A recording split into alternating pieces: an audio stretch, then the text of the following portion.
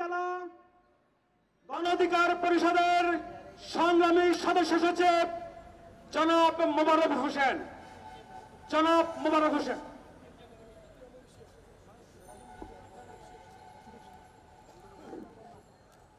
বন্যেরা বন্যে সুন্দর আওয়ামী লীগ বিরোধী দলে।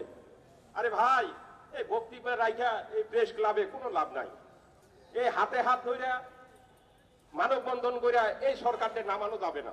আমরা শুধু শুধু ব্যর্থ চেষ্টা করতেছি। নেতা এমন নির্দেশ দেন আমাদের, আমরা কিভাবে এই সরকারকে টেনে হিসেবে নামাইতে পারি সেই নির্দেশ দেন। কেন এইভাবে চলে কি দেশ? এই জন্যই কি মানুষ কি মুক্তিযুদ্ধ করেছিল? মুক্তিযুদ্ধ কি এটার জন্যই করেছিল যে আপনি এই দেশটারে ভারতের কাছে অঙ্গরাজ্য বানায় দিবেন? এই দেশ মুক্তিযুদ্ধ হয়েছে শুধুমাত্র পাকিস্তানের থেকে আলাদা হওয়ার জন্য। সামনের দিকে আরেকটা মুক্তিযুদ্ধ হবে নূর এবং রাশেদের নেতৃত্বে। আপনারা প্রস্তুত থাকুন যে আমরা আরেকটা মুক্তিযুদ্ধের জন্য প্রস্তুত হব। এই দেশকে মানুষের কাছে সোনালীর দিনের জন্য আমরা ভবিষ্যৎ এগিয়ে নিয়ে যাব। আমি একটা জিনিসই আপনাদের কাছে বলবো, বেশি বলার দরকার নাই, যে নেতৃবৃন্দ যদি আমাদের দিক নির্দেশনা যদি ভালো মতো দেয়, আমরা মাঠে ময়দানে বিভিন্ন জায়গাতে ছড়িয়ে যাব এবং সেই হিসাবে কাজ করব।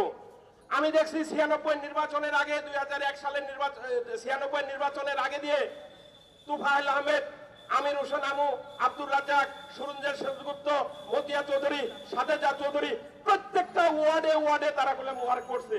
এই ওয়ার্কের ফলেই করলাম আজকে তারা এতদিন পর্যন্ত ক্ষমতায় আছে।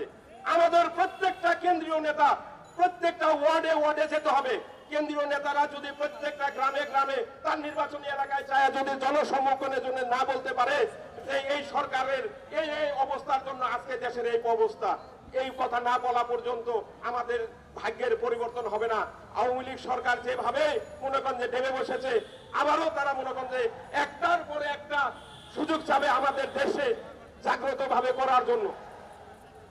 ভাইরা আবার আমরা চাই এই আওয়ামী লীগ সরকারকে টেনে হিসেবে নামানোর জন্য আপনারা দল মত নির্বিশেষে সাধারণ মানুষ রিক্সা চালক সংগ্রামী উপস্থিতি ছাত্র অধিকার পরিষদের নেতৃবৃন্দ বিশাল একটা মিছিল নিয়ে সমাবেশস্থলে উপস্থিত হয়েছে। গণ অধিকার পরিষদ ঢাকা মহানগর দক্ষিণের পক্ষ থেকে আজকের এই ছাত্র অধিকার পরিষদের এই বিশাল মিছিলকে স্বাগত জানাচ্ছে।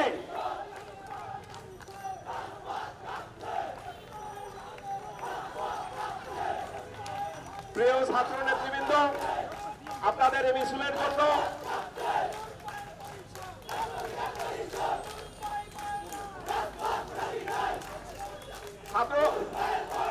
ছাত্র নেতৃবৃন্দকে আমরা স্বাগতম জানাচ্ছি এই বক্তব্য ইয়ার জন্য মিছিলের জন্য। একটু প্লিজ একটা মিনিট।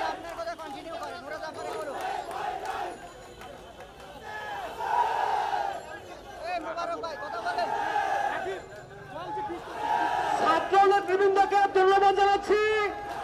আজকের ঢাকা মহানগর দক্ষিণের পক্ষ থেকে ছাত্র নেতৃবৃন্দকে ধন্যবাদ জানাচ্ছি বিশাল মিছিল নিয়ে বসে দেওয়ার জন্য। সবাইকে স্লোগান বন্ধ করার জন্য অনুরোধ করছি এবং ধন্যবাদ জানাচ্ছি মিছিল নিয়ে আসার জন্য। এখন বক্তব্য কন্টিনিউ।